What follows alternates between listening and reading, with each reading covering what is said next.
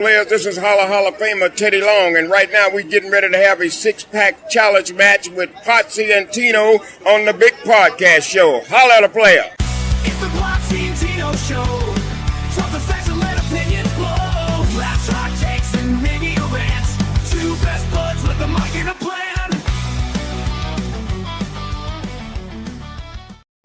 Ladies and gentlemen, boys and girls, children of all ages, have no idea what Tino's got going on in the background. I can't hear it.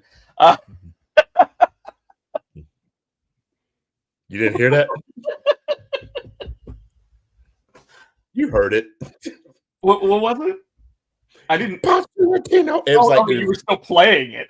Yeah, because you said I was trying to look at and make sure it was coming on like both do everything, and it just started. The show kicked in and it was playing the theme song. So yeah, and that's why I said, "Oh shit," because you came on right when it was doing it.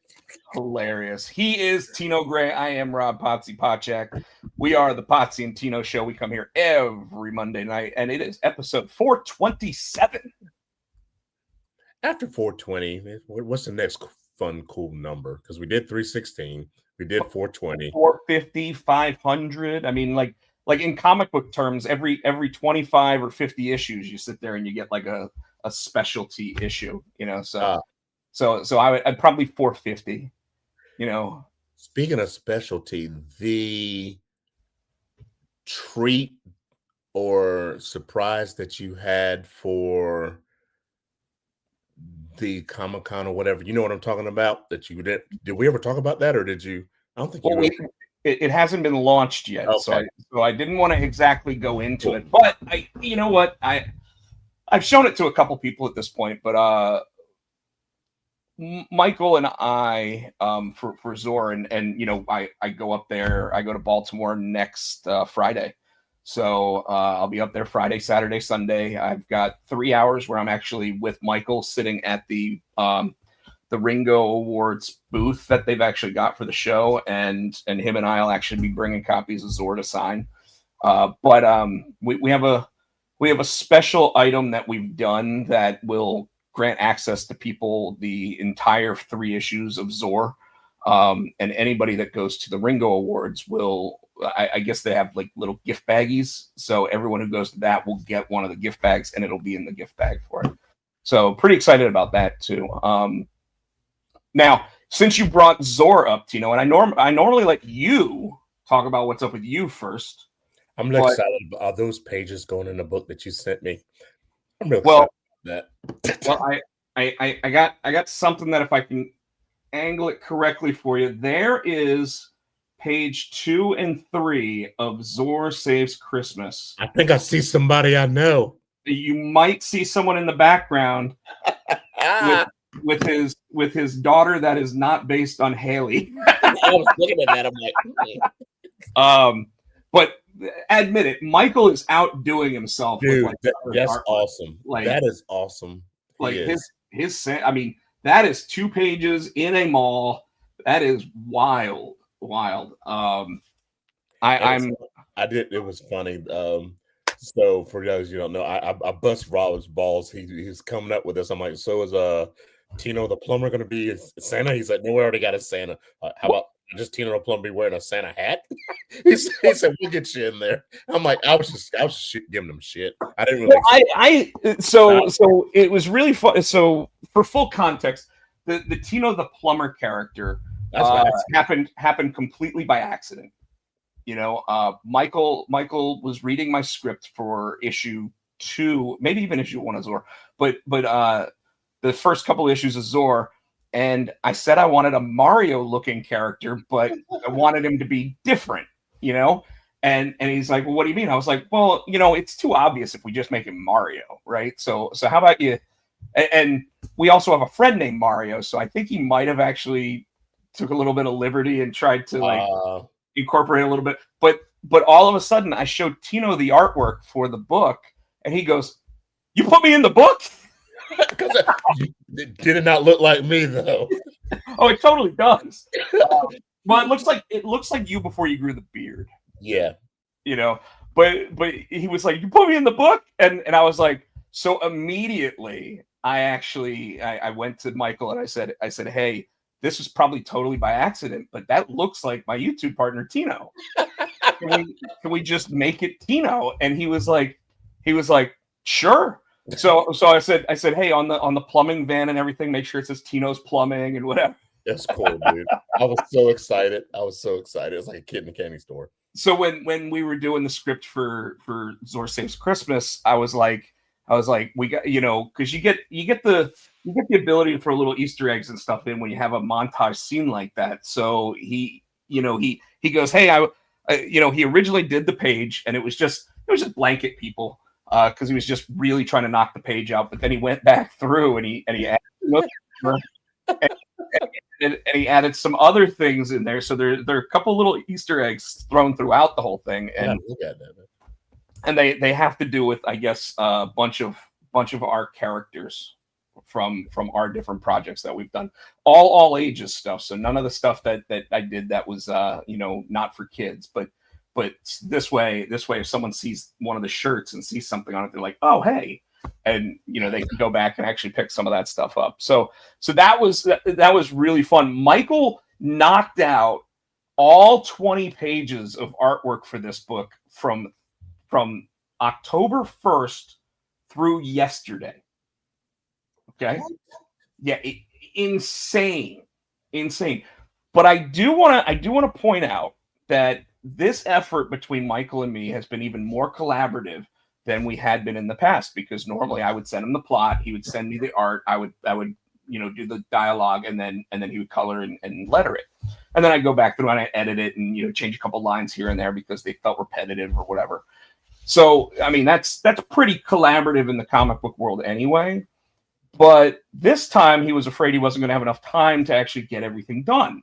So I said to him, I was like, well, how can I help? And he goes, I don't know, man, like what else do you think you can offer to like help out with the book? And I was like, well, I can do the initial like layouts of the pages for you.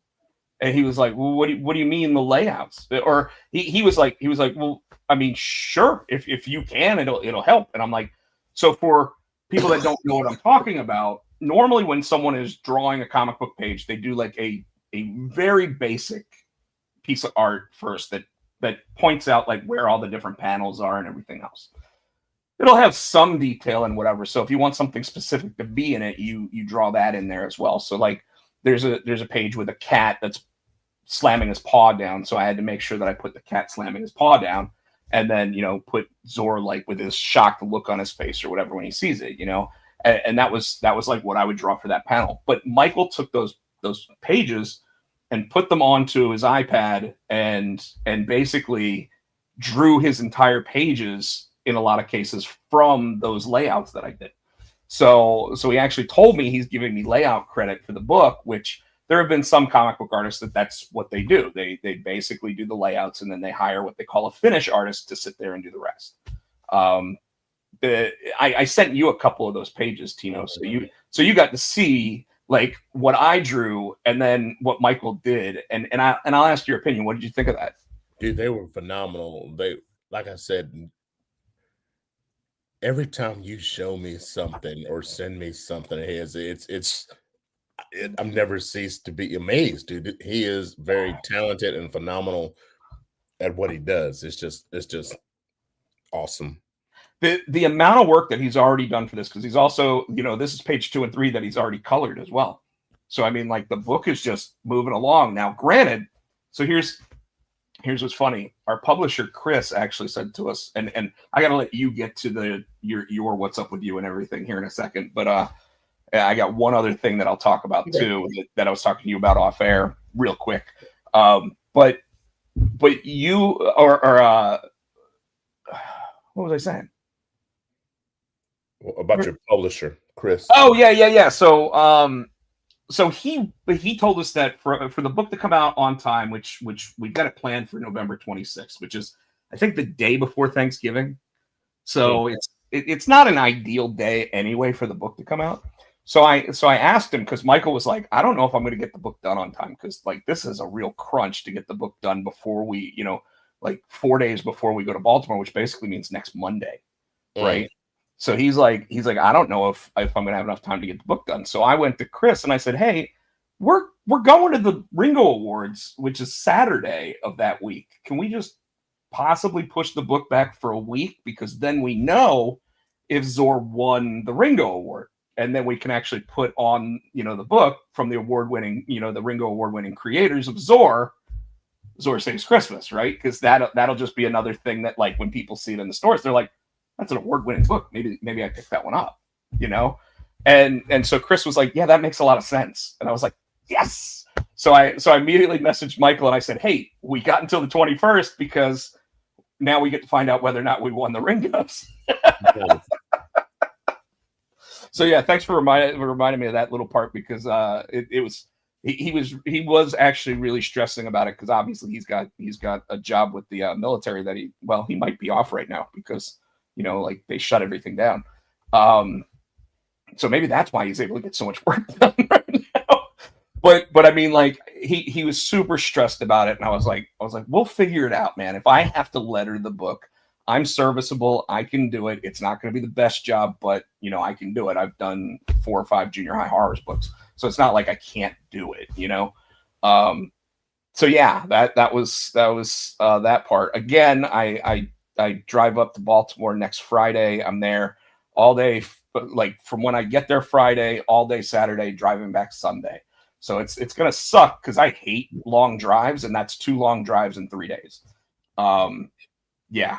But I really can't spend the extra money on like 4 hotel nights and everything else. Because I actually thought about taking the train up there because there's a train that goes to like 5 minutes from where the convention's taking place. And I was like, well, they have a train on Friday, but they don't have one on Sunday that comes back.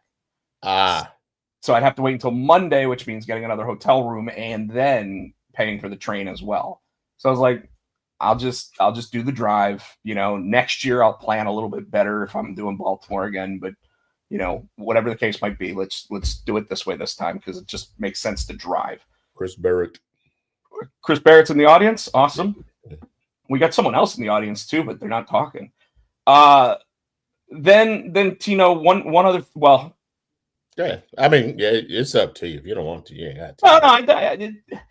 So yesterday I was playing golf with my brother-in-law Shane, and when I play golf and we're riding around in the cart, I take my phone and my wallet out and I actually put it in the little cubby in the cart so I don't ever look at my phone while we're playing.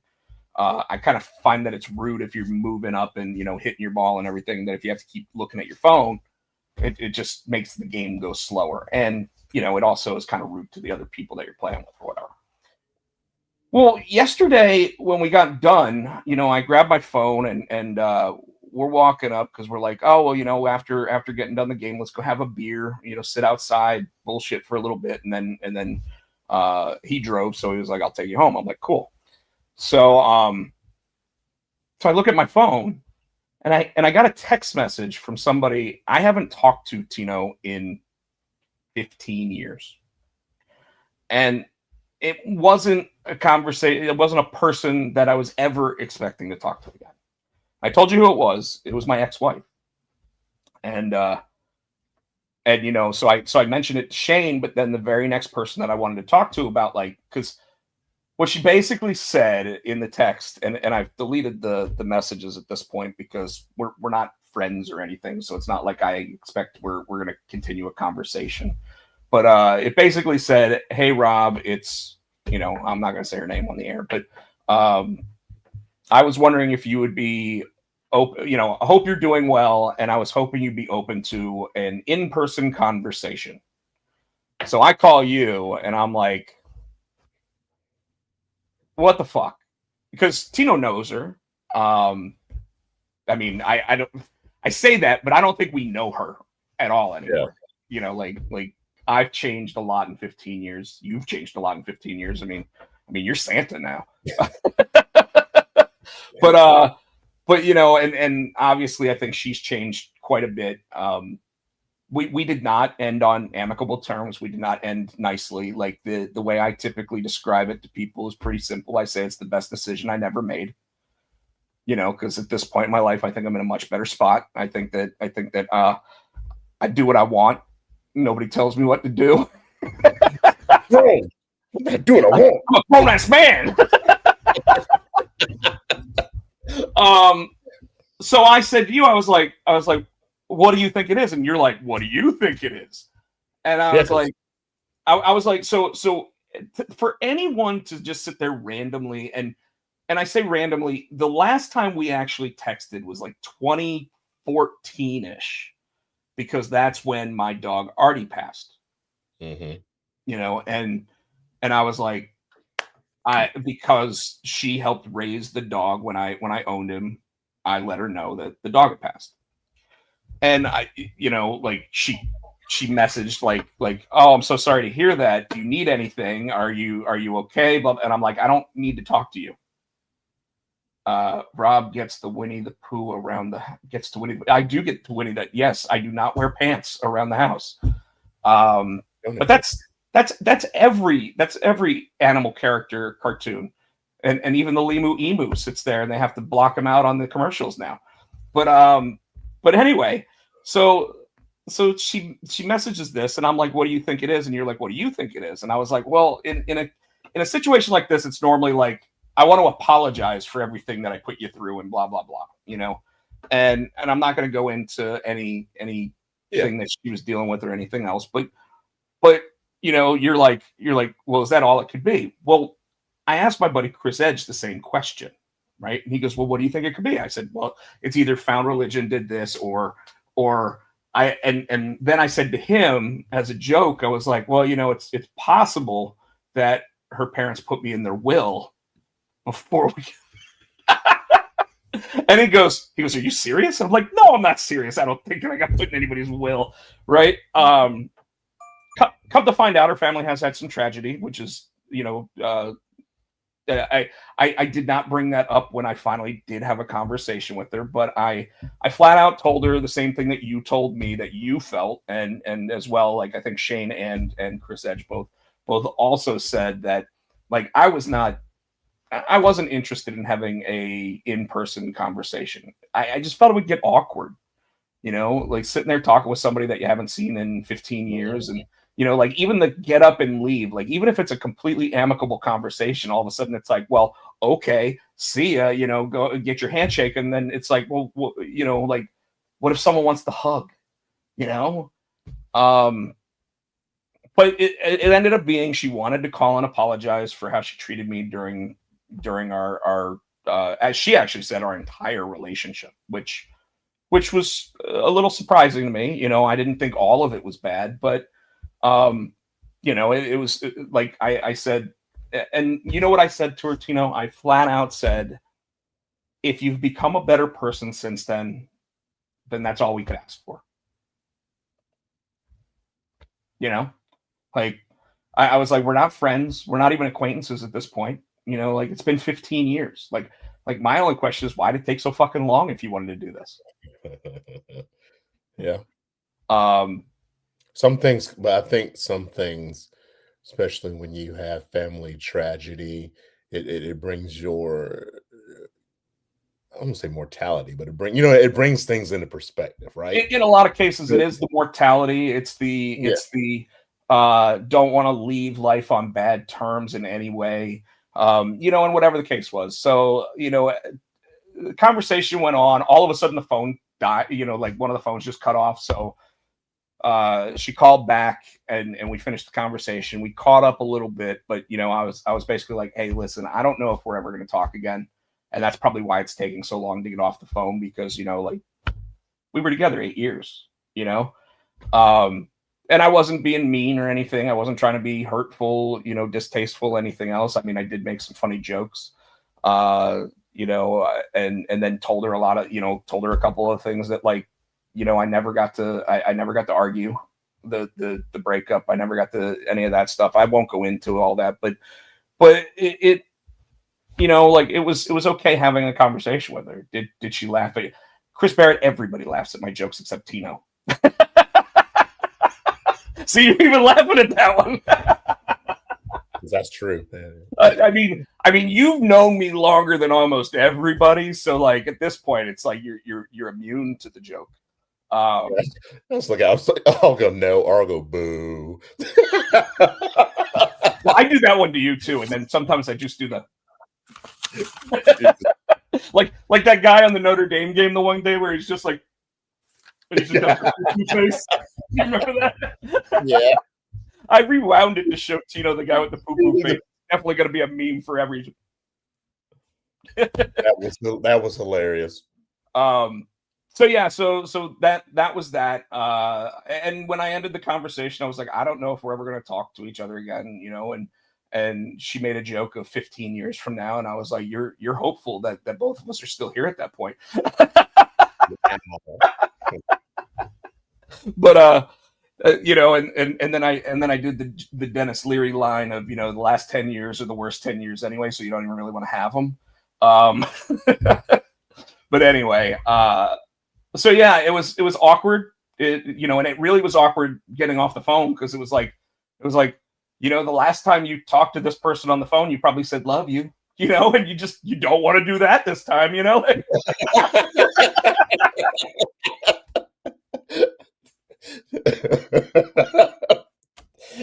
Anyways, so yeah, that's what's been up with me, Tino. So what's been going on with you? Not a whole lot, man. It's been cool. Definitely nothing like that, right? Not like that, no.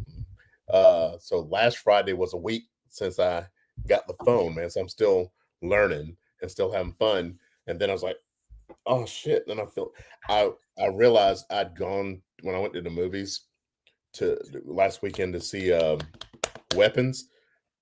The phone fell and it's dark. And I realized if I lose this phone, I don't know how to get it. You know, find it. So so you can bing bing bing, and it's just cool. It's GPS. It's so as long as I'm near the phone, I can answer texts. You know, phone.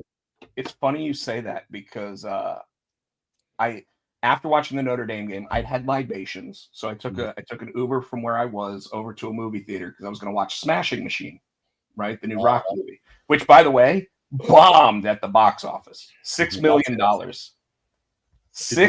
went to see it? Or you... So I went to see it. Oh, and I fell asleep in the theater. Were you? Was it because you were drunk or you were bored? Yeah, I was drunk. I'm gonna put it this way. I think after I got out of the Uber, and my problem now is like if I get in an Uber and I'm not going home, like I'm not going to say I black out, but I don't remember a lot of what's going on at that point. I don't know what's going on with that. So I go to see the movie. I'm sitting there eating popcorn. Mr. Helios was actually serving me drinks that night because he was actually working at the old Ruck that night. And I'm drinking my soda. I'm eating my popcorn, and apparently I bought the big popcorn. I'm sitting there eating out of a giant bucket. And I get up to go to the bathroom, and I go back to my theater, and I don't remember what theater I was in. And I think that's because I fell asleep and I was groggy, right? And then I think I did finally go back to the theater that I was in, and all the lights were out. So I think I left at the end of the movie. And I'm like, what is going on? Where is my stuff? So I ended up leaving. I accidentally left my bag with my iPad and everything at the movie theater. Luckily, they found it, and nobody took anything out of it, you know. So I found my iPad, but you just mentioned if I lose my phone, I don't have any way to find it. I was like, fuck my iPad. Like that's got all my art and everything on it, you know, like I'm like, whoa. So I'm downloading all the different Find My Device apps on the phone and it wasn't hooked up to Wi-Fi. So it's not going to connect anything. Luckily, I called the theater the next day, and they had found it. The cleaning crew found it and just put it in their customer service area, which is what they're supposed to do. That's what security told me they were most likely going to do anyway. But yeah, I after a Notre Dame game going forward, I am not going to go to the movies. But I might go see Smashing Machine tomorrow because it's like $5 movie day. So you're dumb, but so passed out, couldn't find your seat. So remember when I worked at North Hills? Yeah. There were multiple times I would be at the Fox and Hound and I would go over to the movie theater to go watch a movie. And I remember distinctly I went to go watch another rock movie, believe it or not. It was Hercules. Remember when he was in that trash movie? Yeah. So I go to watch that. I'm sitting like third row, and I'm the only person in the theater. And all of a sudden, like apparently, like the cleaning crew came in, they started cleaning up, and they're like, I think this guy's dead, right? So they go out and they talk to my buddy Jeremy, and Jeremy's like, nah, it's just Robbie's passed out drunk.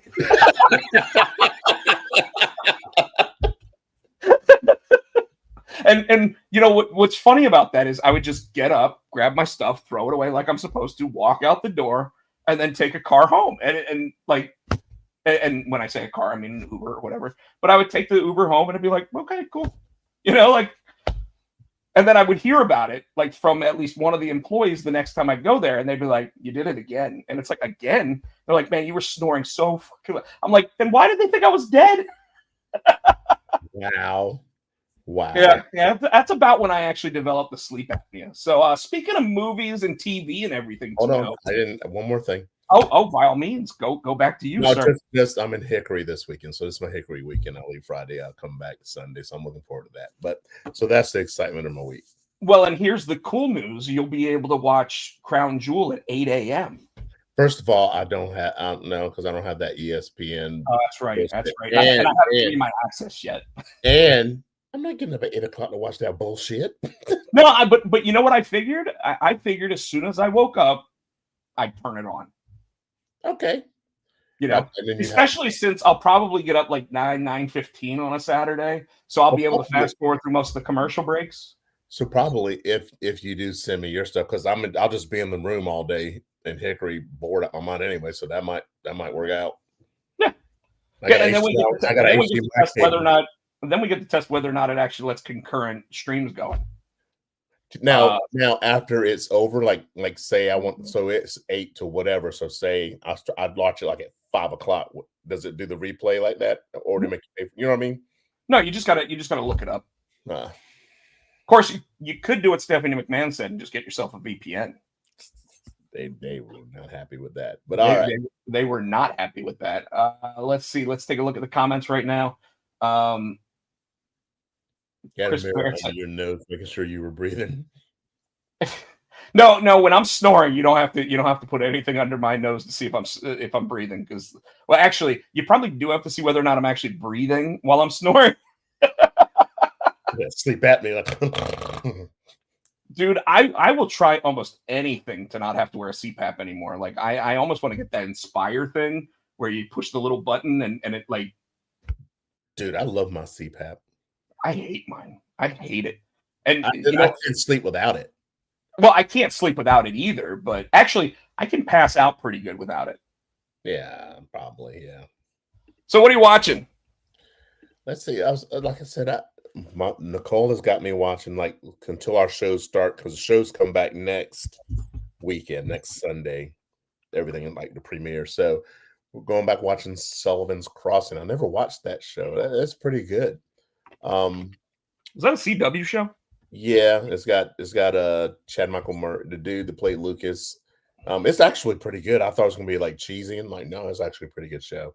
There's always like that one show on CW that's like, this is the show you need to watch, and then when you actually watch it, you're like, oh, that actually was pretty good.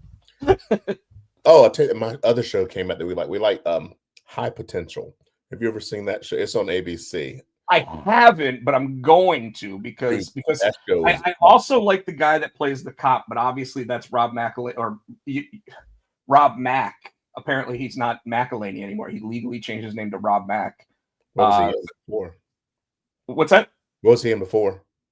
Rob McElhaney? Yeah. Well, he's the husband of Caitlin Olsen. He's the other one from It's Always Sunny in Philadelphia. So he's her. No, not the one in the show. The guy in the show used to be on Rescue Me, which was an FX show, and he's been in a ton of stuff.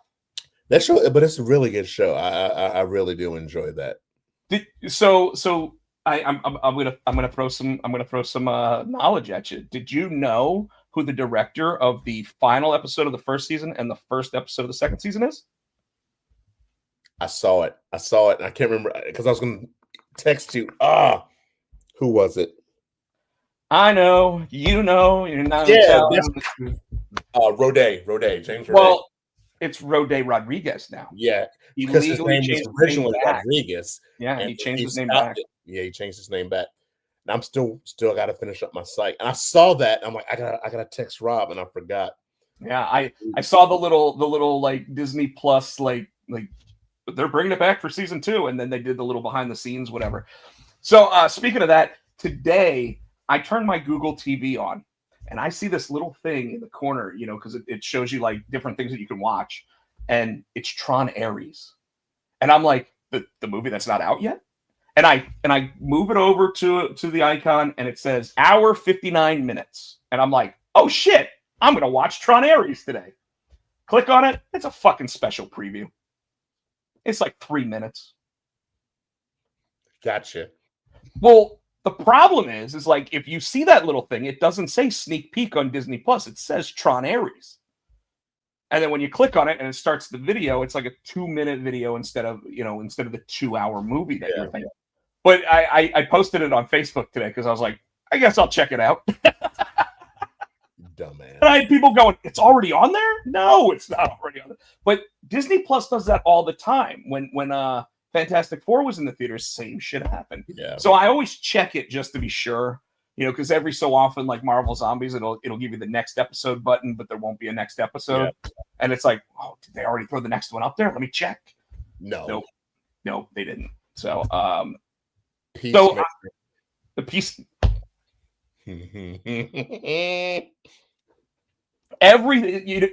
So I gotta ask, and folks, you had a week. You had 4 days to watch it at this point, and most people that are gonna watch Peacemaker probably have watched it already. What did you think about the Augie reveal in this episode? And you know who Augie is, right? Augie's the dad. I was trying to. I was talking to Matt, like, so he's in this world. He's not really a bad guy like he was, because he even said, I met my other self or in the other world, and he was an asshole. He was a piece of shit. Yeah. So I was like, wow. And it seemed like his brother Keith was more of, you know, all gung ho, and Augie's kind of, let's calm down. Yeah, he killed my son, but it was an accident and blah blah blah. I'm like, the fuck? I you know what I thought it did? It really gave perspective on how good of an actor Robert Patrick is. Because like the first season, he's just, I'm an asshole, I'm gonna kill you, I'm gonna kill my son, I'm gonna do this and hail Hitler and all this other stuff. Now, I saw a little blurb from their podcast that they do. James Gunn and his wife do the podcast, and I tried to watch it afterwards, and I had started it and I got busy, couldn't finish it. Well, there's a little blurb where like apparently Harcourt started asking Peacemaker like how did you not know this was like a Nazi run thing? And he's like, well, what do you mean? And she's like, well, what about the guys over there with the Hitler mustaches? Oh, it was in the actual. Oh, is it in the episode? Yeah. Okay. So and then she's like, well, what about the giant Hitler mural? Yeah. He's like, how did you not know? Like that, and she said, and the whatever the German book is, I can't pronounce it. Mein Kampf. He goes, I don't read. I don't know that, because I don't read. He used it to kill somebody, and he's, I don't know. She said, well, what about the big Hitler mural? And you look over, and this is whole fucking wall. It's got it. He goes, I never noticed that. Like, you dumbass. You've been in this building how many times? You never saw that. It's like right there as soon as you walk in. And of course we get to the point where you know, you get to the end of the episode, Chris turns himself in because he makes it back over to his world, and at the same time, like, Harcourt is sitting there trying to put down Keith because she knows if he gets up, he's going to come after him. And all of a sudden the gunshots start coming through, so she's got to dump through the window. And I gotta say, my buddy Lachlan Monroe was the police officer in that scene. You know, the guy that died in the first season when he gets the ear alien. So the fact that they actually had him in the Earth, they call it Earth X, which in DC comic book terms, just so you know, in Earth X, it actually is a Nazi-run universe. So all the superheroes are bad guys too, because they're. I thought it was really interesting that Augie Smith was legitimately, like, he said you play the hand you're dealt, and you can only try to do so much good in what you're given. Yeah. And suddenly like Peacemaker is sitting there looking at him. He's like, holy shit, my dad's not a Nazi here. And he's like, he's and then he gets shot by Vigilante, who finds his exact replica. Like, everybody thought he'd be a different version, but he's the exact same guy in both universes. Who's your favorite Pokemon? Infuriate. So yeah, that episode. So next week they did the preview for next week, and I'm like, I think that's where they jumped the shark, because I don't understand. Well, it's the last episode. Yeah, but it doesn't. It just looks. I don't know. We'll talk about it all. James Gunn did say that it's going to be a 56-minute episode, so it's going to be more containment. So, anyways, you also watched Tony and Ziva. Tony and Ziva is excellent. If you guys like NCIS, the original, and it's Tony DiNozzo and Ziva David. It's all them. They're on another adventure. They're in Paris this time. They have their daughter. They're getting framed by Interpol for a crime they didn't commit. So they sent their daughter also, and it's just them running and trying to clear their names. It's awesome, right? It's one they're not. So towards the end of NCIS, they kind of like they were together. So they started out this show. They weren't together anymore, but now they come out, will they, won't they? And then it gets, they get close and like, oh, they're gonna, no, they're not. Oh, they're gonna, no, they're not. They got to keep playing that up until the final episode or whatever. Just like the Avengers, and then it just disappears, before they say assemble. So I've been watching the new season of Tulsa King with Sylvester Stallone, which, by the way, seems like a who's who of Peacemaker actors, because Robert Patrick and Frank Grillo are both in it. So you've got Rick Flag Sr. and Augie Smith are both in Tulsa King now. And by the end of the season, they've already hinted towards it. But by the end of the season, Samuel L. Jackson's going to be in it, because they're actually doing a new Taylor Sheridan show with him called Louisiana King. So that's coming. Dude, so that's they're gonna have to uncensor that, because motherfucker is his favorite word. The show is the TVMA, and I mean they drop fuck bombs all the time. So I'm different. Again, Samuel L. That's his every other word. Motherfucker. Well, the real thing that's going to be interesting, because you watched Landman, right? Mm-hmm. So I've seen it. Yeah. So the interesting thing there is going to be this. It's going to be, how much is Taylor Sheridan actually writing the character, and how much is Samuel L. Jackson actually like improving the character? Because when you listen to Billy Bob Thornton and Landman, there is no way anybody wrote those lines, because he is so good at the delivery, and he's been like this in everything. He's literally like the same guy that's in Bad Santa, but like at the same time, he's also like a guy that's been living on oil well rigs for like his entire life. You know what I mean? Yeah. So like when he sits there and he breaks down like why, because the lawyer that's helping him get through shit, she's like, I don't care if you fry or not, like whatever, but I got hired to do this, so I'm going to do it. But she's like, well, what do we do with, like the world's changing. We're going to need windmills and stuff like that for the wind turbines and electricity that way. And he goes, let me show you something, sweetheart. We go over here and you see how all this stuff right here, you know what actually powers those things to get out here to be able to put them all up? Oil. That ain't going nowhere. We're going to need it all the time. You can't sit there one way or another, and you just hear him. And it's like, there's no way anybody wrote that. Like, he probably sat there and said, okay, see what you said, what you want me to say here. You basically gave me like a line. I'm going to sit there and Billy Bob it, I'm a Billy Bob Thornton it. Well, and so I noticed this week's episode of Tulsa King said written by whoever it was and Sylvester Stallone. So I guarantee when he's sitting there throwing in those like old Italian mob shit, that's coming directly from him. Oh yeah. It's kind of the same way that Paul Rudd gets credit for co-writing Ant-Man, even though like he's just working on his own lines. You ready to jump into some wrestling? Yeah, let's do it. We got some big stuff this week, man. We got tomorrow night we've got TNA NXT Showdown. So we're gonna give predictions on that after we go through what happened on NXT. We've got WWE Crown Jewel, which we'll give predictions on, but then we also have our regular run of the shows. So we're gonna try to get through those pretty quick. So Monday Night Raw, let's go ahead and start with that. Results. We had a Rhea Ripley promo. Basically, Asuka comes out. Kairi Sane comes with her. Kairi Sane is probably the best part of this whole thing so far to me. I'm wondering when she's finally going to just embrace it. You know what I mean? Right now, she's still that in between, like she doesn't really want to do it. Asuka's bullying her, making her do it. I'm wondering if she's gonna embrace it at some point. Yeah.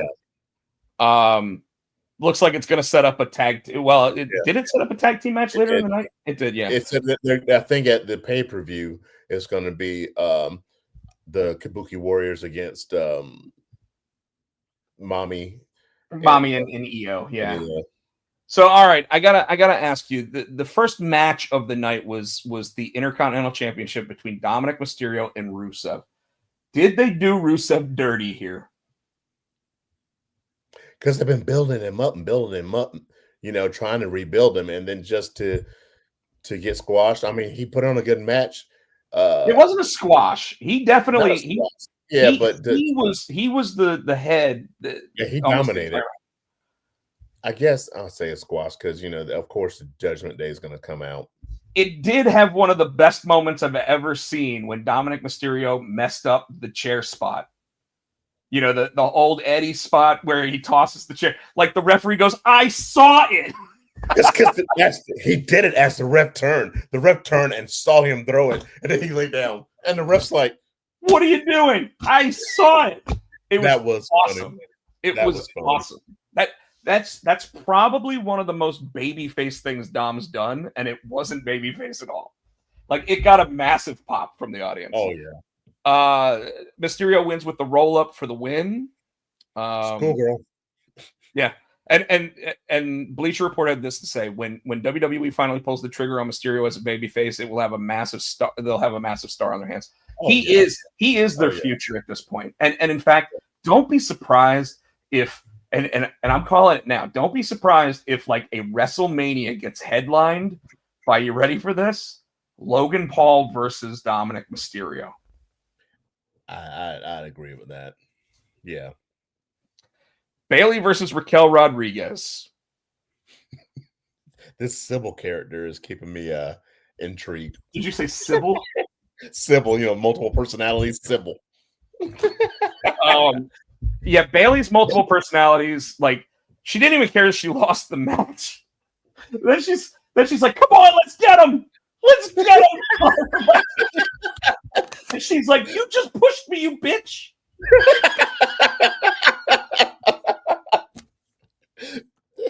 Like so far at this point in Monday Night Raw, I'm going to say the entire show's gone off the rails. But it's gone off the rails in such a funny way. Oh God, it's hilarious.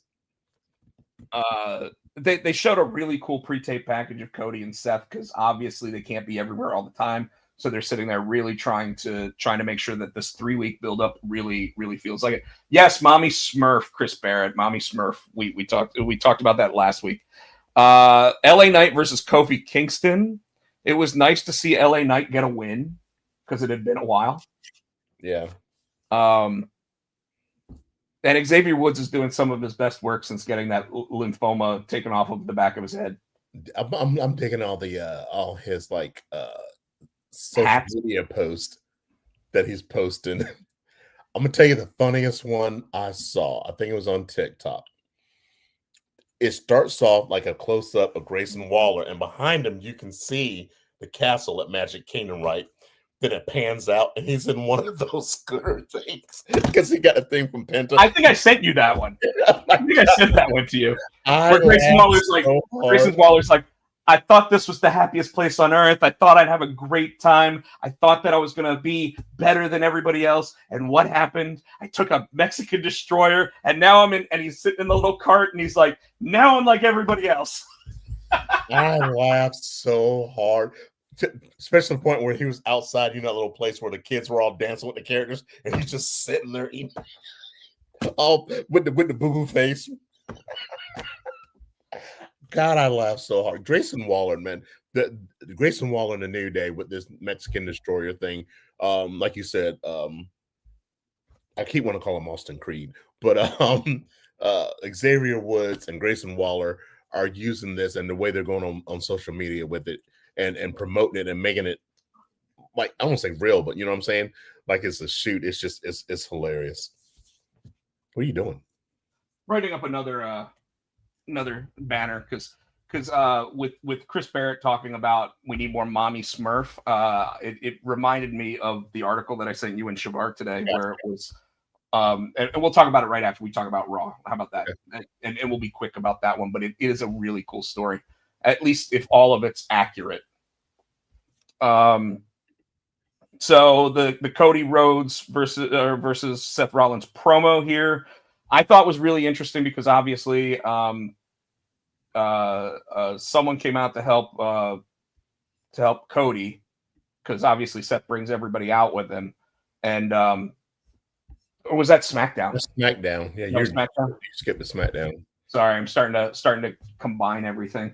But either way, like they're talking between each other again was just phenomenal. Like these guys are selling the entire PLE on this. Although I think that the PLE has already been sold for anybody that wants to watch it by John Cena and AJ Styles. Because that match, like if they let them go, I would expect it to be like a 35-minute match and just highlight them. AJ Styles and Dragon Lee versus Los Americanos. They named the two other Americanos, and they didn't name them Vente and Grande, or not Grande, but they didn't name them Vente and another Starbucks drink. Nah, because I don't know if you heard, but there apparently is a major coffee company that wants to sponsor El Grande Americano. Who? They didn't say who. Oh, but there's only one it could be. I mean, you got Starbucks, you got Tim Horton. No. His name is El Grande Americano. A Canadian donut company is not going to sit there and sponsor him. Chris Bear said Duncan. Yeah, well, he could be one of the Dung Kings. Styles and Lee defeated Los Americanos. I liked how both of them actually talked about like what's coming up for them, because obviously AJ Styles isn't even getting to do a promo against John Cena before this match. But I do like that he did kind of break that fourth wall and say, I have a match and he pretty much said, thanks to you guys, which is true, right? Absolutely. So I like that they did that. Tornado tag match, the Usos versus the Vision. This was your main event for Raw. And I want to say we did get through Raw in 10 minutes. This match was fine for what it was. By the way, they were in Raleigh last week. We did not go. We sat here. We did our show. Tonight they're in Dallas. Doesn't start until 8 o'clock. So when your thing goes off. Did you go outside? Did you go out afterward? No, I did not. I watched Raw after we got off here. They're in Dallas, Texas tonight, but it's got an 8 o'clock start time tonight. So it'll still be on by the time we get off of here. The Tornado tag match.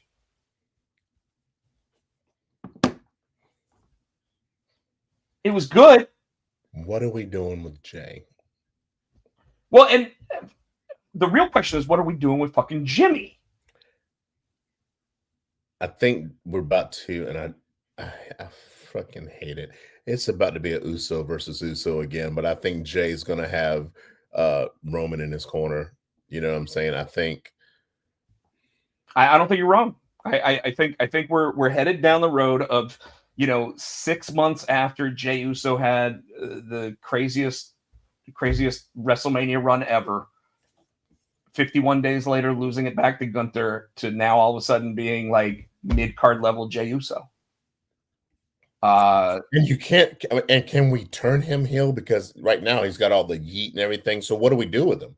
Do we keep him as a face with heel tendencies? You know what I'm saying? I think so. It's a great question. When you look at like how Roman Reigns is Roman Reigns really a babyface right now? No. So if Roman Reigns isn't a babyface, if you just run Jey Uso the same way, then I think you're fine. But I think if we put him against Jimmy, though, then do we get people start booing him, or do they boo Jimmy? You know what I mean? What the fuck? I think we throw them back on opposite shows. Mm. But unfortunately, I do think Jimmy is the odd man out again. Although I think that the entire build here, I don't even think it's going to lead to a Jimmy versus Jay match. I think it's going to lead to a Jimmy versus Roman match. Like, you turned my brother against me. Oh, okay. You know, and if you can get Jimmy to the level where he's actually putting up a solid match against Roman, then Jimmy may actually be Big Jim for real. You know. Does he beat Roman? Then that's where you run into that too. You know what I mean? Well, see, that's where I think Jay helps Jimmy. He doesn't help Roman. So you think he does still stand with his brother? I mean, I think that when it comes down to it, Jay will sit there and he'll do the whole, because he won't know what to do, and then he'll throw the chair in and it'll go to Jimmy, and Jimmy will hit Roman, and then Jimmy wins the match. Because I could also see it being a Bloodline rules match, so that way anything can happen. Yeah. But you know, when Smashing Machine only starts with a $6 million box office opening, who knows? The final boss might be back. I don't think he'll come back. I think that he has worn out his welcome there at the old WWE. I don't know if you saw, but he actually had a moment where he actually talked to Busted Open's Dave LaGreca, who is the one person that he's been adamantly and vehemently like trash talking on social media. So, and it was all because, you know, like Cody Rhodes should have finished the story last year. He did finally. But then all of a sudden this year, when The Rock didn't put over Cody properly and then totally dumped on John Cena, Dave LaGreca said, "We missed you at 41." See, that's fucked up. And he said it to his face, dude. He said it to his face. And what did Rock say? The Rock was like, "Yeah, wish I could have been there." I mean, what can he say? Just rolled off with it. Yep. All right. So now we're going to roll right into NXT. But before we do that, I want to talk about this real quick. So I read an article today. I sent it to you. I sent it to our buddy Shavar as well. We've got two different wrestling groups that we've got on because you and I are also going to Blood and Guts now in November. Thanks to our buddy. His name's Jason. Blitzball champ. I wanted to say Blitzkrieg champ for some reason, but Blitzball champ. Our buddy Jason asked us if we wanted to go, and we graciously accepted the offer. So we're graciously accepted the offer. I mean, we did. But I saw this article today that said that Rhea Ripley was offered, you ready for this, Tino? $55 million to become a spokesperson for Coca-Cola, where they did ask to put on her vest a Coca-Cola symbol.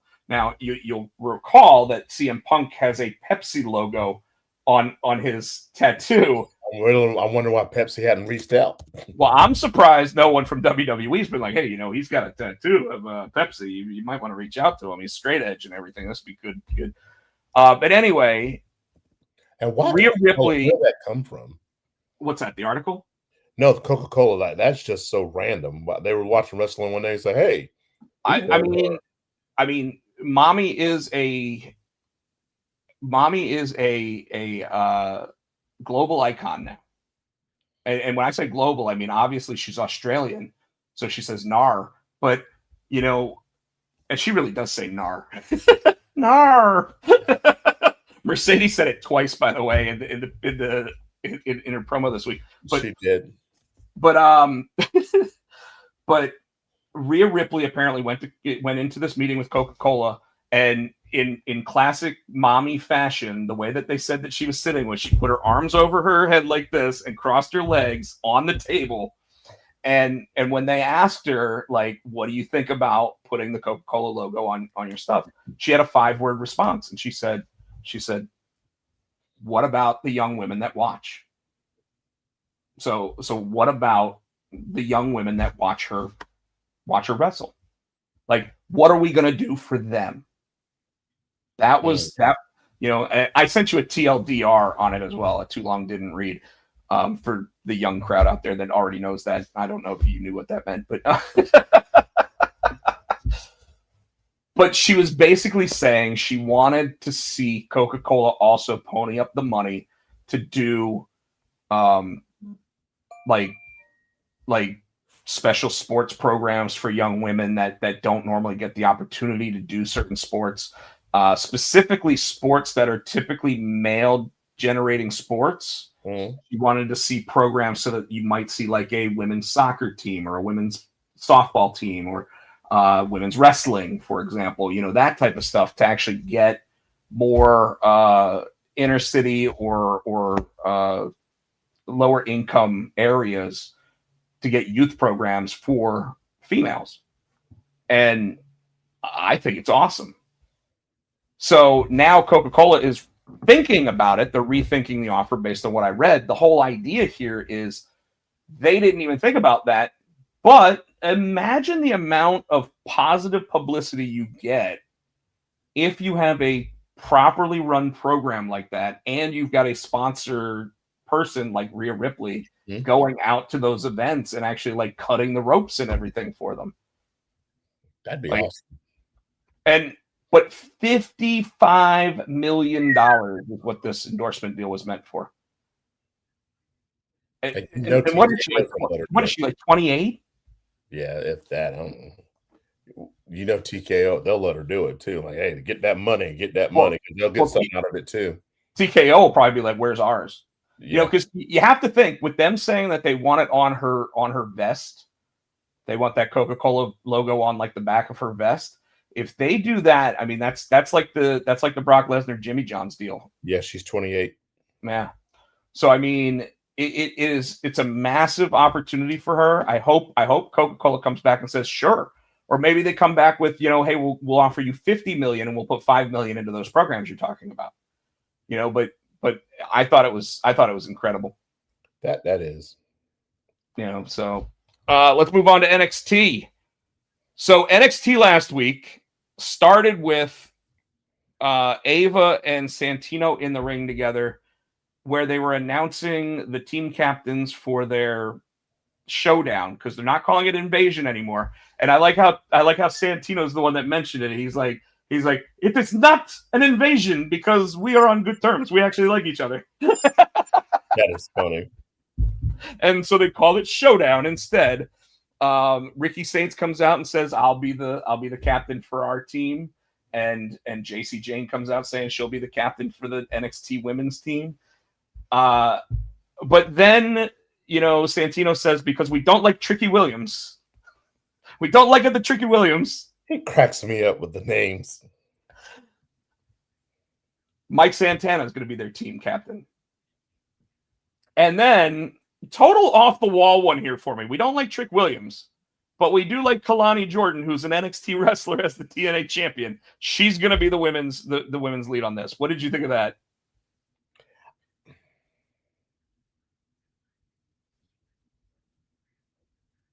I don't know. I don't know how I feel about that. So I'm going to say, Jada Parker versus Lash Legend was the first match. This was also, I think, to determine which one of them gets to go on the women's team, if I remember correctly. And Jada Parker ends up beating Lash Legend, which I was a little surprised by. Lash Legend is like that monster female character. And because I think they're finally ready to push Jada. I think Lash is about to move up. And I think Jada is getting ready to move into that, and I'm not mad at it, into that women's title picture. The crowd loves her, Miss Parker. And the thing is, she's one of those. if you remember, Jada Parker's a heel. Yeah, she's the one that did those underground matches. Yeah, and it's organically the people are cheering her, and she hadn't changed a damn thing she's doing. She's still going out there with that same attitude, that same fuck you, but the people get behind her.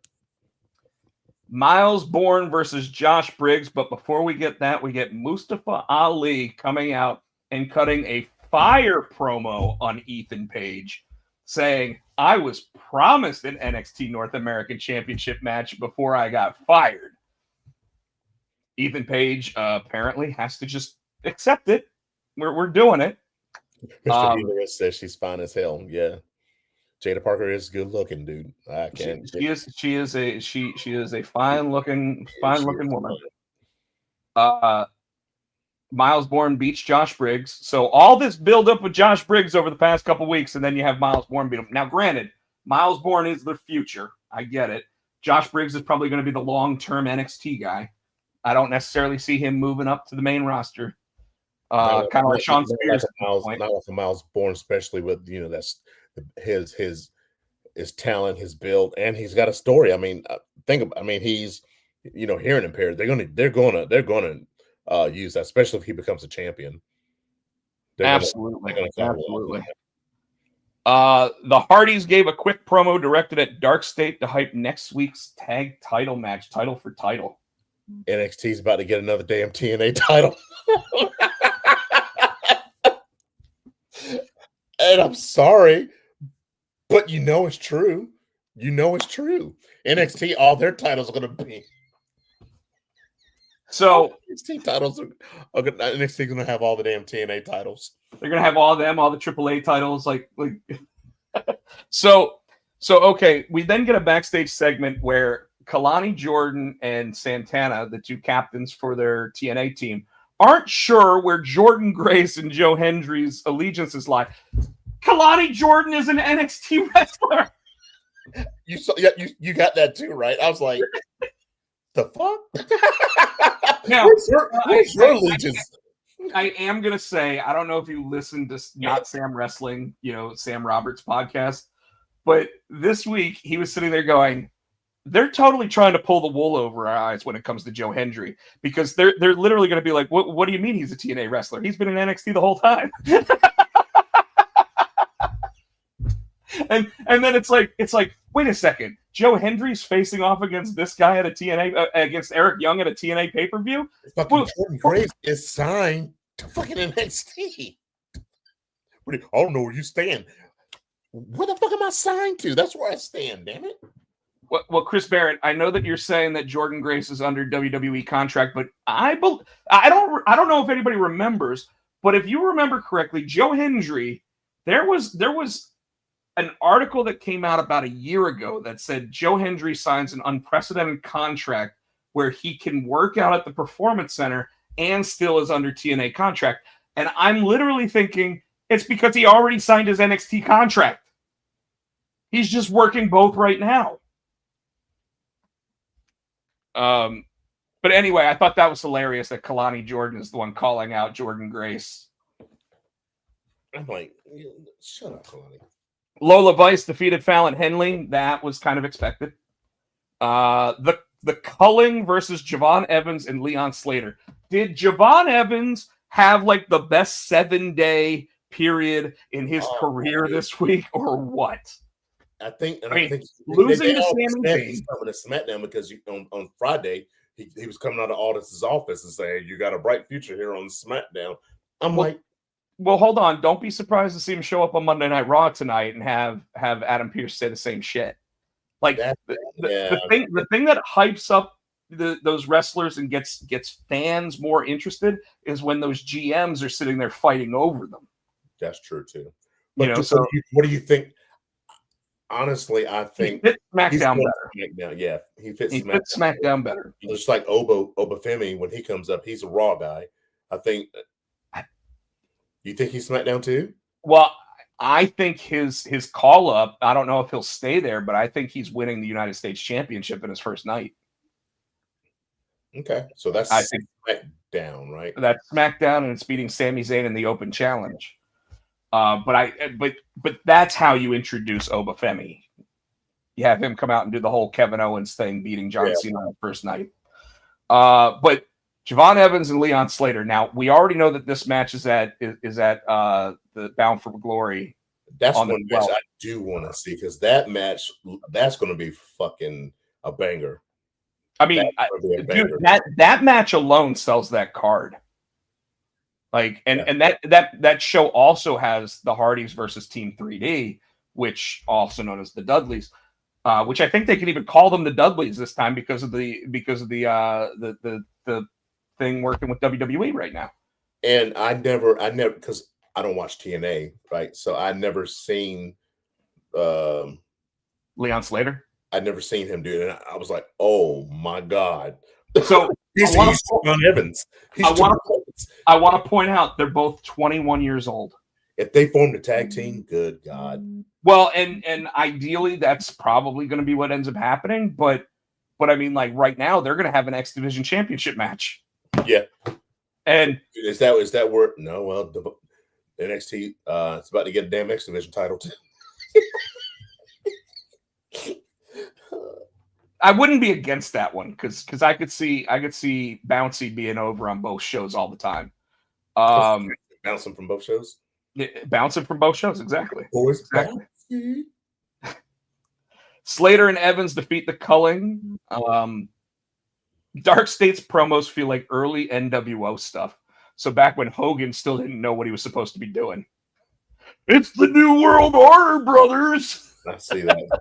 I can see that. Let's see. All right, so then we got our team announcements. We got Ricky Saints. Trick Williams said he's the co-captain of the team. And I like how finally Ricky Saints was like, yo, sit your ass down. Like, this is my show. Javon Evans and Miles Bourne. That's going to be a hell of a team. Versus Mike Santana, Frankie Kazarian, Moose, and Leon Slater. People are wondering why Frankie Kazarian is in this, and I'll tell you why. Are you ready to hear it? It's because he's a TNA original. He was there since the very beginning of TNA. And he's also their international champion. So he is one of their top guys right now. No reason not to.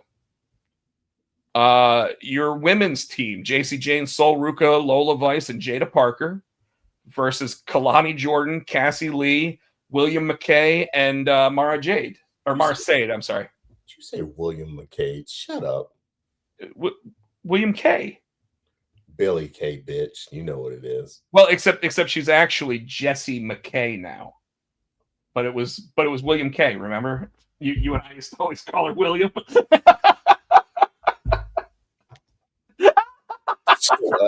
You even realize it now. You're like, oh yeah. We did used to say that, yeah.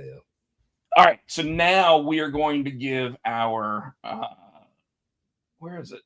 We're going to give our NXT. I don't see it on here. Where the hell is it? NXT TNA Showdown predictions. So I'll give you what the card is so far. They may still add other matches to it, but let's go ahead and run down. Ready? Let's start with the bottom of the card. We've got Ethan Page versus Mustafa Ali for the North American Championship. Ethan Page. I think this is one where we could actually see Mustafa Ali win this match. You think? I do think we could actually see one of the titles move over. But since it is that Canadian championship right now, while I could see it, Ethan Page. The NXT Tag Team Championships versus the TNA World Tag Team Championships. Winner takes all. Right. Dion Lennox and Osiris Griffin, Dark State, versus the Hardys. I told you Dark State's taking NXT's taking all the titles. I think they might actually allow this to go to the Hardys, and here's why. Because the Hardys would then be, well, they're claiming they would be the only team to ever have the NXT, SmackDown, and Raw Tag Team Championships. That's obviously not true, but they're saying that they would have had, or it'd be the first time they've held all of the major WWE Tag Team Championships. Also, because at the pay-per-view that they're doing, it's the Hardys versus the Dudleys, the final deletion or whatever it is. It's a tables match. And in that, like, it'd be interesting to see the 4 titles up for grabs in that tables match. Do you think it'd be the 4 titles, or do you think it'd just be the TNA titles? Well, remember, we had the title versus title match on NXT TV last week. So I think to get back at them, they could make the tag team titles for both of them on that match. Okay. And I have to say, I do expect the Hardys to win that tables match because Devon really doesn't wrestle anymore, and he's not supposed to. Like, I think he had a stroke at one point, and he's gotten himself in really good shape since then. But like, they kind of have to protect him. But it is a tables match, so it's going to be interesting. Then we have that we have and this is what I like about these NXT team matches and TNA team matches, is that they are Survivor Series style matches, even though it's not Survivor Series. So that means that they are elimination style. So we've got JC Jane, Sol Ruka, Jada Parker, Lola Vice versus Kalani Jordan, Cassie, Jesse, and Mara Sade. Who you got, and who is your final survivor on the team? I think I got NXT going over, and I think Sol Ruka is the final survivor for her team. And I want to say that I want it to be Kalani Jordan that's the final survivor on her team. I think or I can see Kalani Jordan being the very first one eliminated on her team, because all of the NXT women going after her, like, immediately. Okay, so who you got? Final 2. With that one, I think the NXT team looks so much more superior. I've got Team NXT, and I've got Sol Ruka being the final survivor, or getting at least the final pin. Like, I could actually see JC Jane disappearing from the match for a long time, and Sol Ruka getting the Soul Snatcher on somebody to win. And if she did, it'd probably be Kalani Jordan. That's the same thing I said. Yeah. Men's. Ricky Saints, Trick Williams, Javon Evans, Miles Bourne versus Mike Santana, Moose, Frankie Kazarian, and Leon Slater. I think it's going to be Trick and Mike. Makes the most sense, right? Question is, does Trick Williams get the win on NXT television because he's expected to lose the pay-per-view? Ooh. Bless you. Thank you. Man. I can see that. I'll be because otherwise, if Mike Santana gets the win there, Trick Williams retains the title, right? Yeah. So yeah, I kind of go. That's what I'm going with. I go with Trick Williams wins here, which really puts, like makes all the people at TNA like, oh no, Mike Santana can't beat him. Because it makes sense. So if Trick Williams wins here, right? Yep. And Mike Santana beats him, that gives him a reason to go after Ricky and go back up to that the NXT title again. Well, actually, what if Ricky Saints loses to Mike Santana here? Then Mike Santana sits there and says, I already beat your world champion. Now I know I can win mine. Okay. I like that, actually. So I think Ricky Saints is the last person for NXT, and I don't see them losing on their own program. But when you're going up against AEW for the week, it would be a shocker. AEW is so fucking dumb. Okay. Well, I think that's hockey, because hockey season starts Wednesday night. Oh, I was trying to figure out why they were doing that. Yeah. AEW. Let's run through this. Sorry, it looks like we're gonna be a little bit late. I didn't mean to. Kenny Omega and Brodito versus the Young Bucks and Josh Alexander, and we have to admit, once again, the Young Bucks at the beginning of the show. You know what I really wanted to see here, and I know that it would have been breaking the fourth wall, and it would have been a guy that's not under contract. But if Nick Jackson sat down next to Tom Peastock, or also known as Baron Corbin, if he had sat down next to it at the casino and Corbin is winning and he's losing. That'd have been funny. That would have been great. And it was a total missed opportunity. But this segment where Matt Jackson is going to figure out like the pyro and everything else, and Nick Jackson's like, I can double this money up, Brandon Cutler. I did like that. I got a kick out of that one. I thought that was hilarious. The match, Omega Bandito and Brody King defeat Josh Alexander, Matt, and Nick. Who took the pinfall? I don't remember. I don't think it was one of the Jacksons. Well, if it wasn't, it had to be Josh Alexander, right? I can't remember who took the pin. I don't. It doesn't show me. I think it was Josh Alexander. TNA Championship, Kyle Fletcher versus Orange Cassidy. I thought it was a hologram, I was confused. Well, it was supposed to be hologram, but hologram got in. Yeah, that's what I'm saying. I was confused. I was like, why is hologram? And then then the whole fake hologram, whatever they did. Oh my God. This match became a clusterfuck because I knew that Orange wasn't winning that title because the Protostar just won that title. Right? Kyle Fletcher just won that title. There's no way he's losing it right now. Yeah, why not put him up against someone like Kyle O'Reilly or someone like that you know can lose the match? Like Orange Cassidy just fucking came back. Like, and you have him lose the second match back. What the fuck is wrong with you, Tony Khan? Like, hey, he's a pillar. Fuck you. Death Riders versus Hangman Adam Page, Samoa Joe, and Powerhouse Hobbs. Because every time you turn around, someone from the ops is hurt. Well, this time, Joe, I don't quite get. It doesn't really make sense why Joe snapped. Oh, it's totally because they're whoever and whatever they were planning as their thing right now. It must not be there because Hangman versus Joe is now your pay-per-view main event.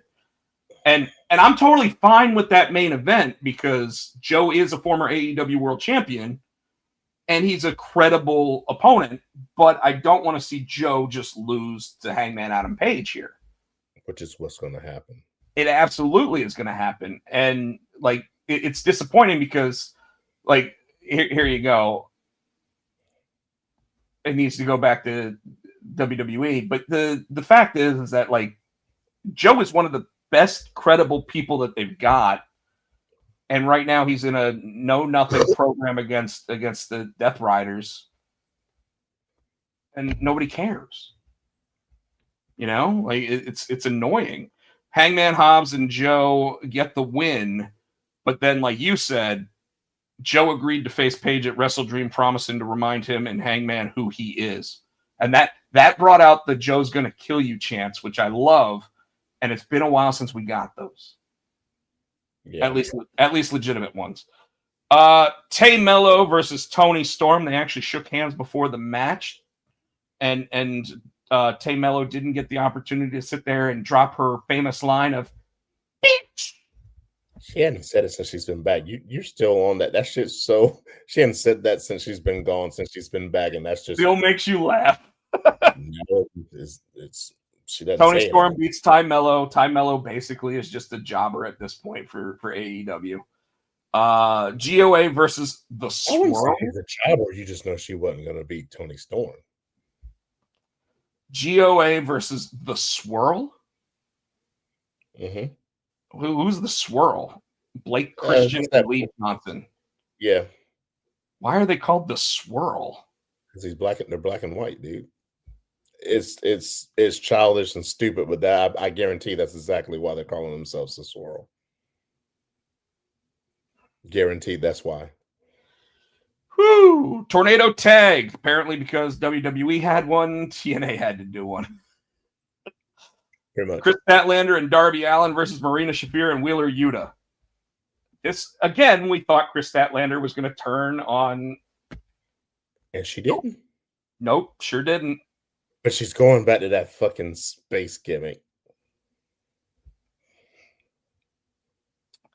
Overall show, Bleacher Report gave it a B. Okay, smack down on your candy ass. Where'd it go? Uh-oh. There it is. There it is. All right. Opening segment. Cody Rhodes comes out, start the show, and gets interrupted by the...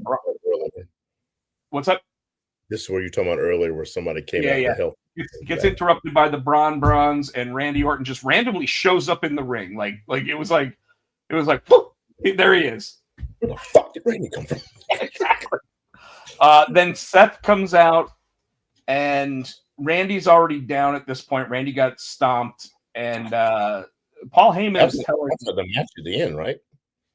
Yeah, I guess that was it. Was that at the end? Yeah, that was at the end. But it sets up a match for later in the night. Sami Zayn versus what we thought was going to be Carmelo Hayes. But backstage, a little altercation where Carmelo said, "I am him," and The Miz didn't like that very much because when Carmelo came out and started running his mouth saying that he's going to take that title from Sami Zayn, he got planted.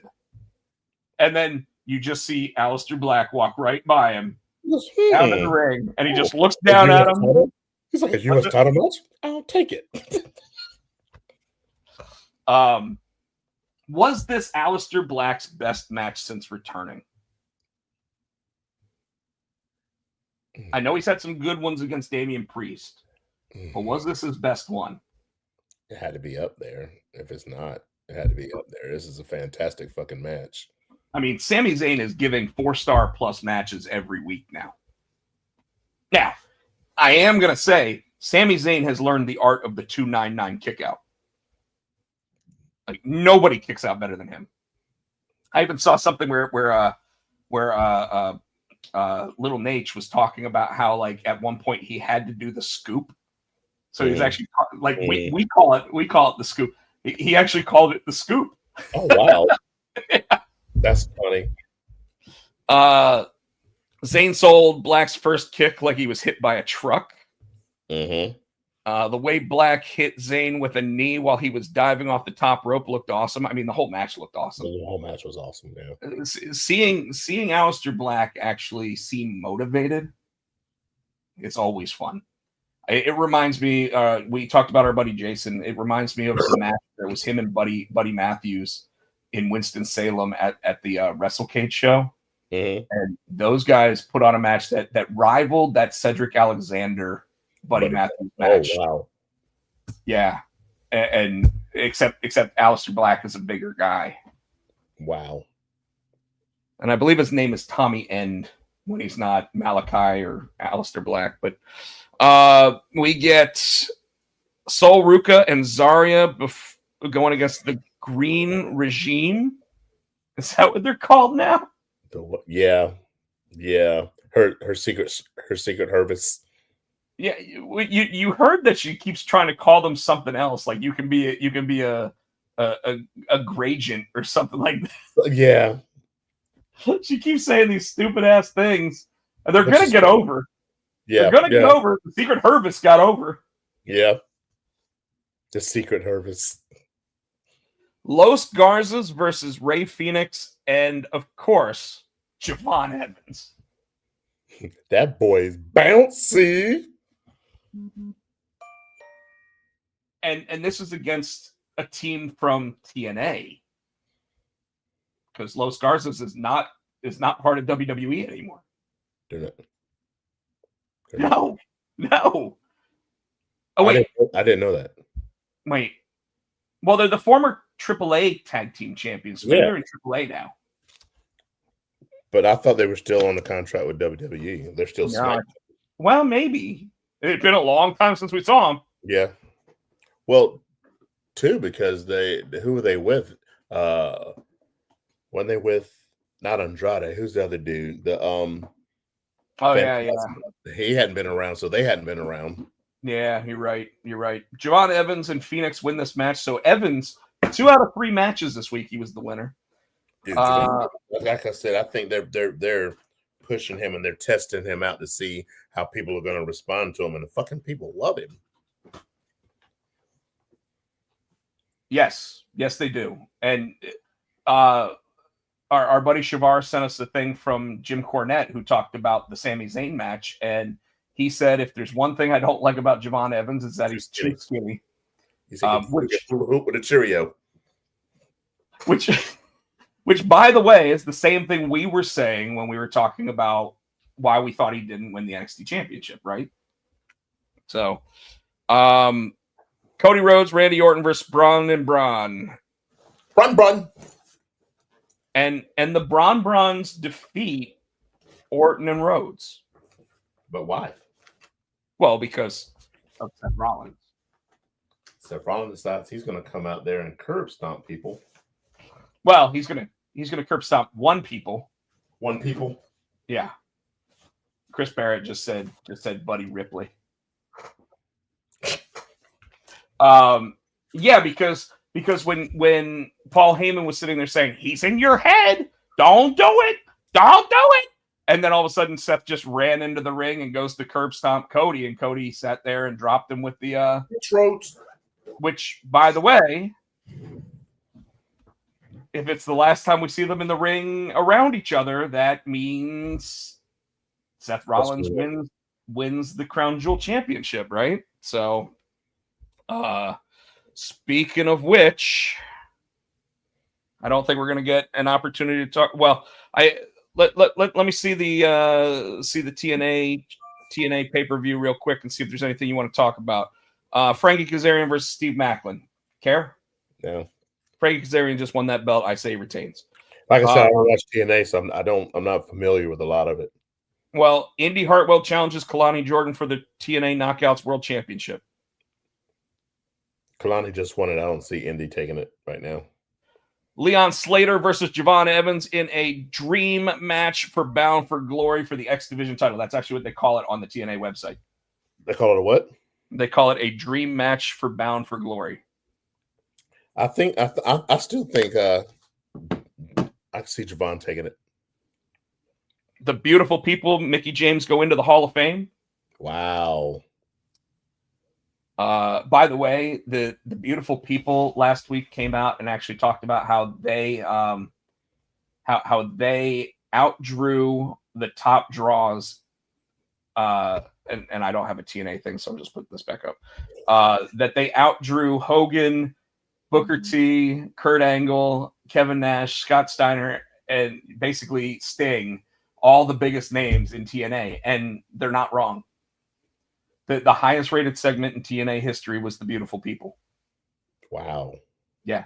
It's just like the Rock This Is Your Life segment on Monday Night Raw. The beautiful people were the highest drawn segment on TNA.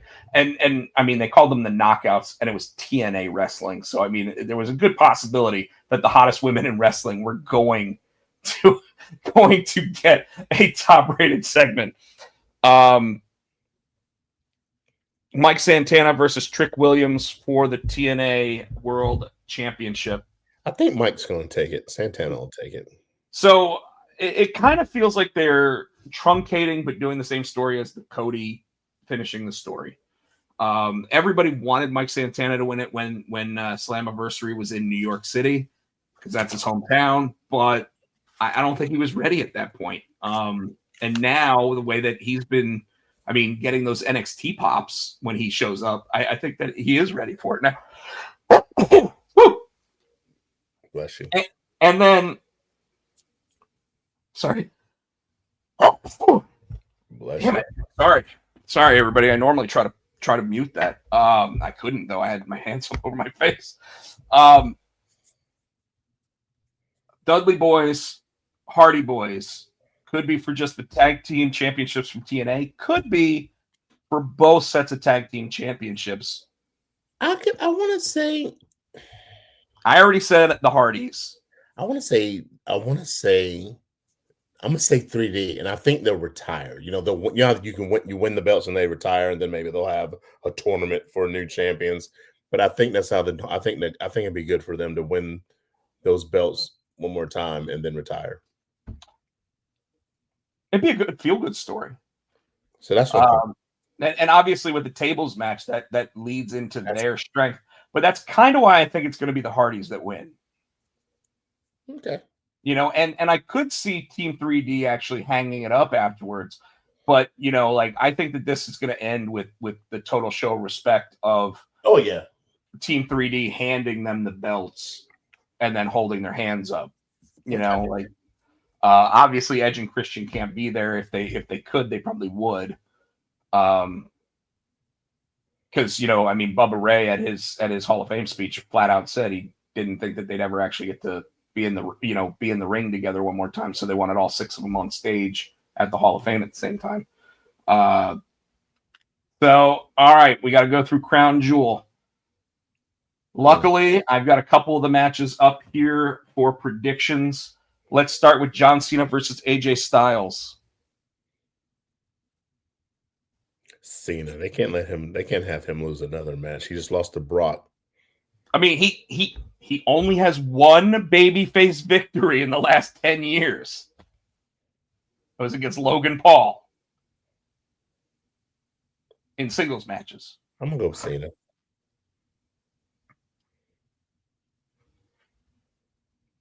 The only way that isn't the outcome is if Cena gets to call it. If Cena gets to call it, he'll put AJ over. Remember, this is John Cena, the same guy that when he was facing him didn't realize he was facing one of his greatest opponents ever and called him what, Tino? That guy from Georgia. Or what do you call him? Something. That guy from Georgia. Yeah. Like, he didn't even call him from Atlanta, because he's not. He's from, like, one of those smaller little... But he called him that guy from Georgia and then realized down the road that AJ Styles really was one of his best opponents ever. Wow. Nope. Tiffany Stratton versus Stephanie McCare for the Women's Crown Jewel Championship. Tiffany Stratton is undefeated in 2025. Stephanie's going to hand her that ass then.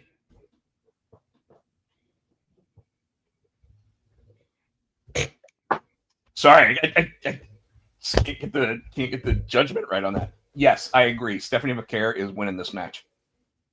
I could see someone else coming and causing Stratton to lose, just because they're both baby faces going into this match. But yeah. Seth Rollins versus Cody Rhodes. I don't know if there are any other matches announced for this card yet. Yeah, the tag match, that I was telling you about earlier, Rhea and Io against the Kabuki Warriors. Is that official? I thought it was official. So far, oh wait, no, hold on.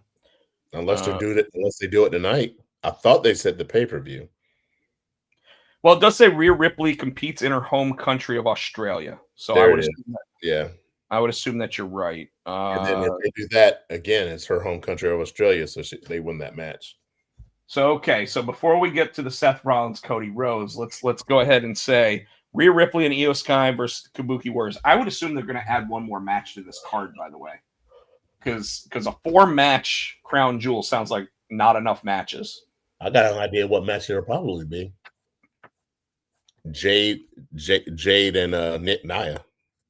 Jade's gonna whip that ass or busting her open the hard way. I mean, otherwise, I could see that just being a Friday Night SmackDown match. But we also have to wonder whether or not Jade's actually like eligible to compete right now. I mean, that was a week ago, and if you go into concussion protocol, a lot of times it's at least 2 weeks. Didn't they Profits just win the number 1 contender again, so they could do a tag team match with the Wyatt Six? They could, or that could be the SmackDown main event. No. I'm agreeing with you. Right now, this show is only 4 matches, and that just doesn't sound like enough for a WWE PLE.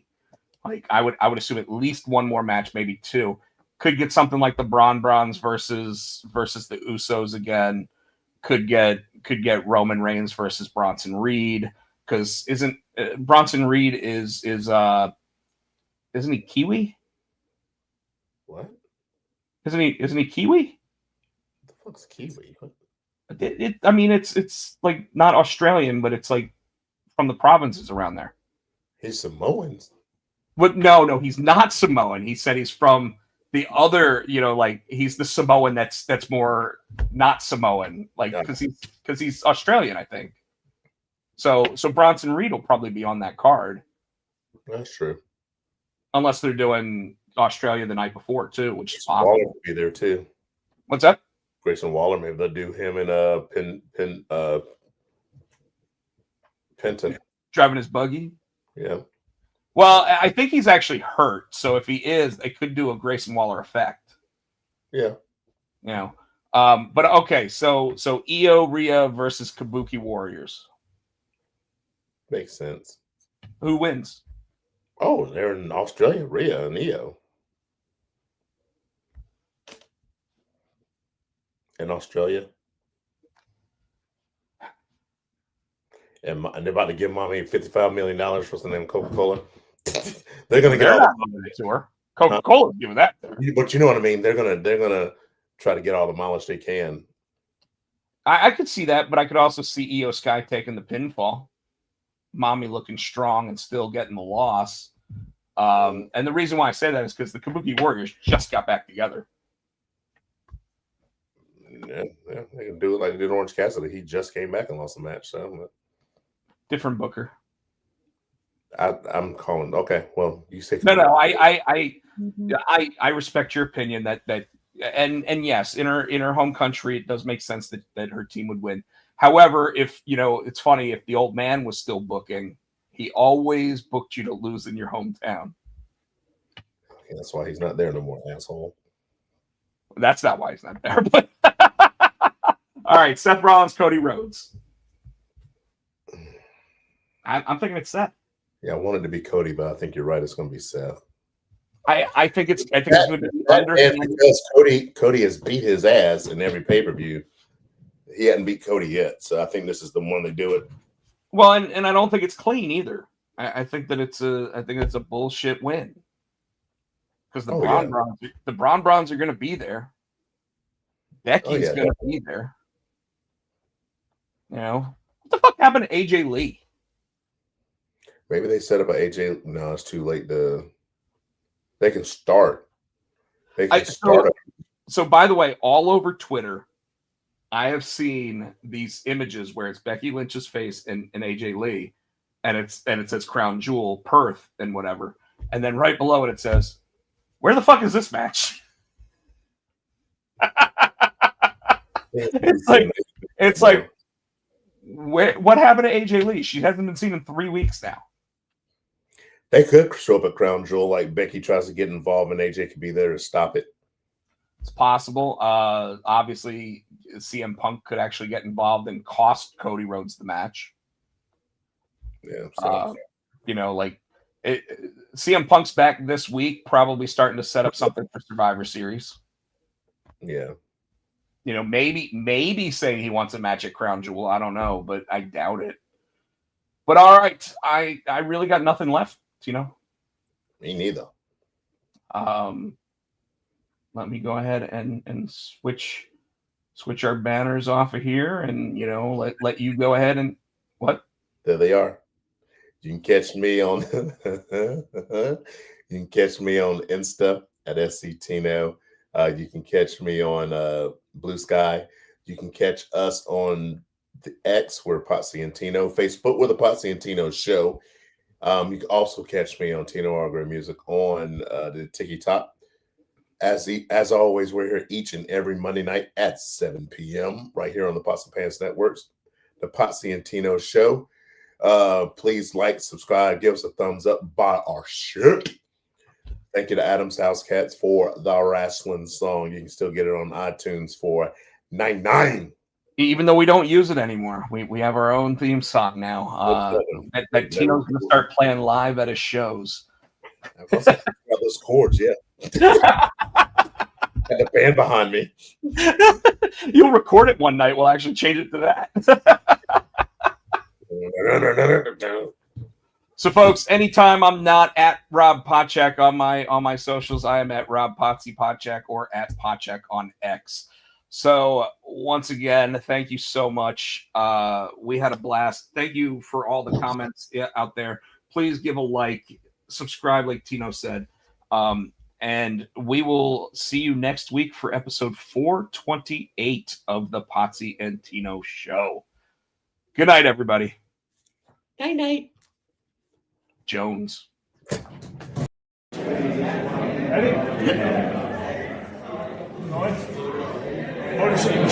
Potsy and Tino. For the Potsy and Tino Show.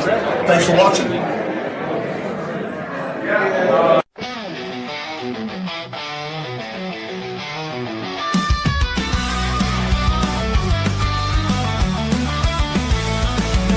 Monday night, it's time to go. Turn on the screen with the good time shows. Wrestling life and who knows what. If it's cool or weird, they're talking it up.